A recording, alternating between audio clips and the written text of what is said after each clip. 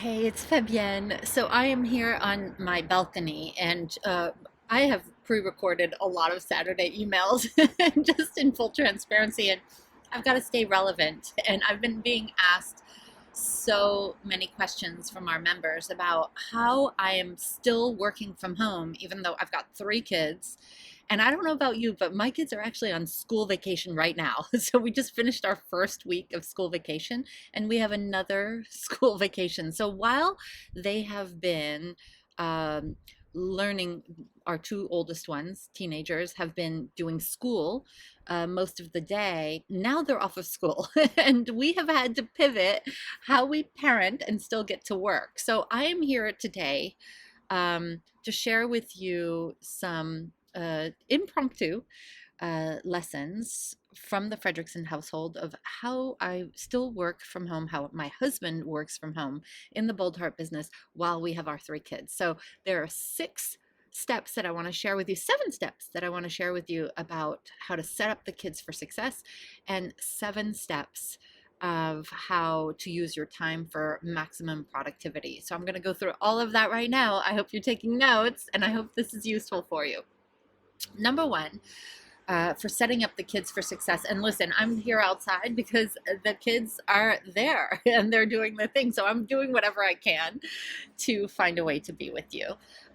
Number one of setting up the kids for success is to train them ahead of time that mommy's work is important.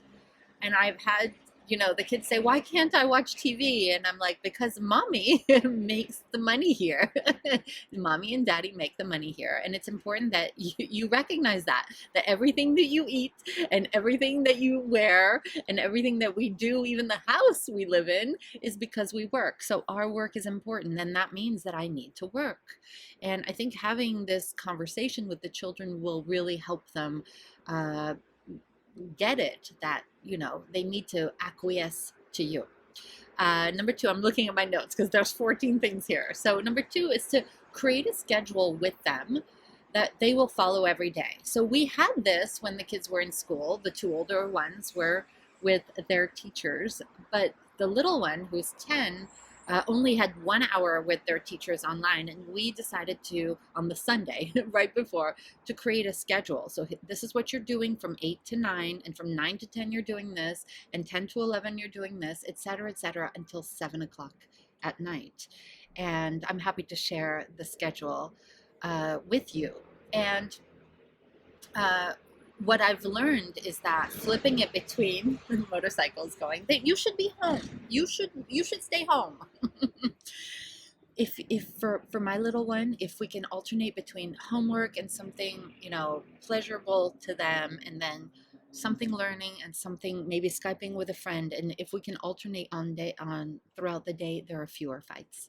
Like, mommy, I don't want to do this. There's fewer of those when we can alternate every hour. Number three, what I've learned is that if I give my child a chance to give input into what the schedule looks like anything, the child is going to be more willing to follow it because it was their input. And we have today actually had to change some of the schedule so that we wouldn't get any more resistance around it. So that would be my tip, is to give them a chance to give input. Number four is discuss with them that it's important to have a balance between three things: learning, having fun, and being offline.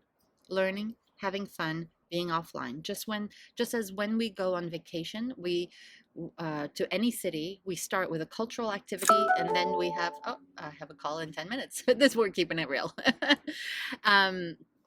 Cultural activity, then something lovely, and then something fun. You build up uh, to what's going to be good for them.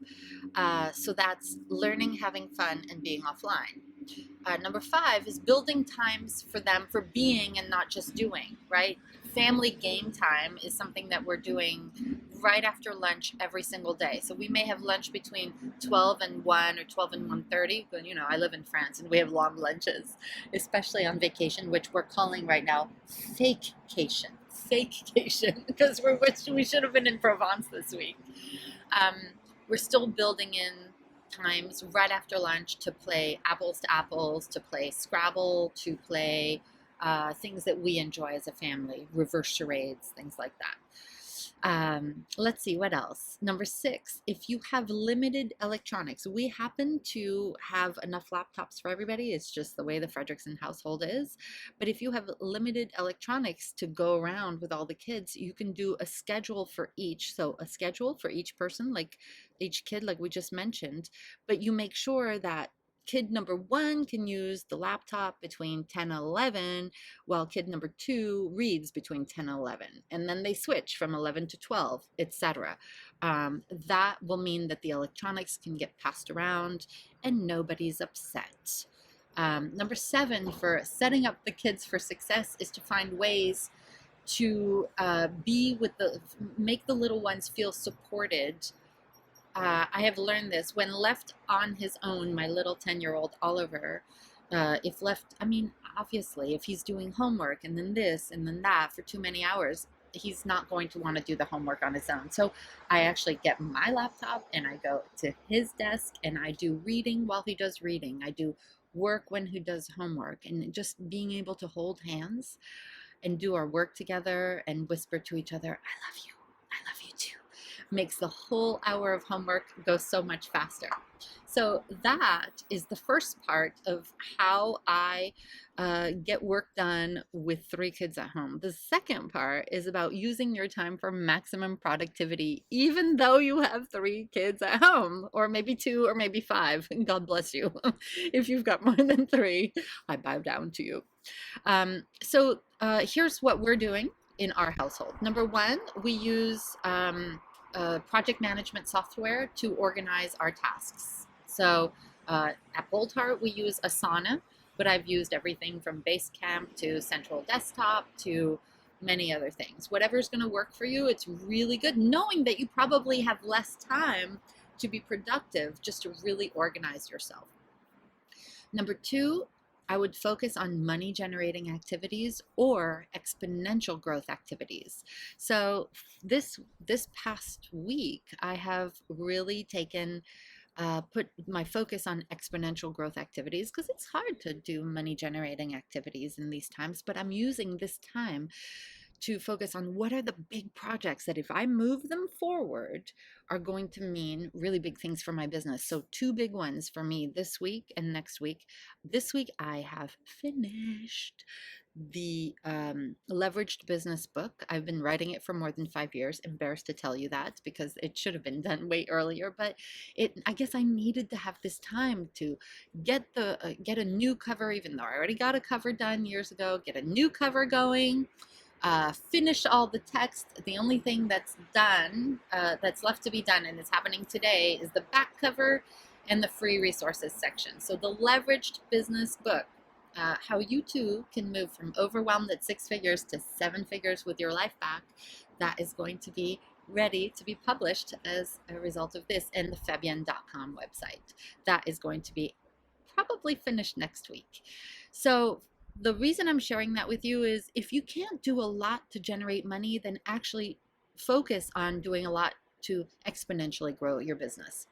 That's number 2. Number 3, check in with yourself or someone else to see what your top 3 priority activities should be for that day. You may only have an hour. If you've got little kids, you may only have an hour to focus on your business.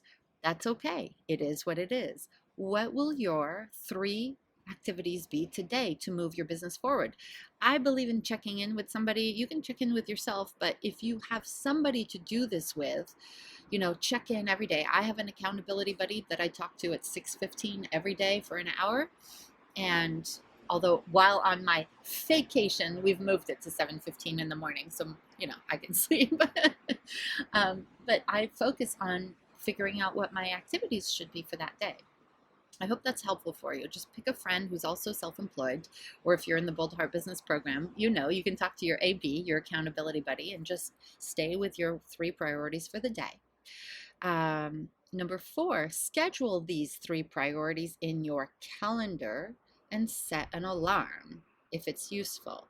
So For me, if I sometimes, I know this is going to sound crazy, but if I've got to do video and I need to think of all the things that I need to do, look at the script or write the this, and even take a shower and do my hair and do my makeup, I will actually put it in my calendar, however crazy that sounds. And my calendar is set up to send me an alarm, like a little ding ding, like you just saw. You may have heard a little bell going off that's telling me that my next appointment is coming. If you can set up your calendar so that your 3 priorities are set up, then you're good to go. Number 4, be kind to yourself. This is an unusual time, and you're not going to get everything done that you would normally get done. So just, I've often said to people, there are people who think that their to-do list is going to get done every day, and I don't believe that. I believe in the fact that the to-do list is ever growing, and just like just be kind to yourself. Number 6, focus on implementation. The more you can get done in this time, in a really short period of time, the more that you will see results. I really believe that you don't get results from things you don't finish. So how can you build in some implementation time despite the fact that you don't have a lot of time? And maybe it's setting up a time with other people to get on a Zoom call or a Skype call and just, do things together to get them done. And number 7 is know that you won't get it all done. And it's okay. And have fun. And enjoy this time at home. Really look at what you're grateful for. I was sharing this with our team and some members of Bold Heart Business the other day.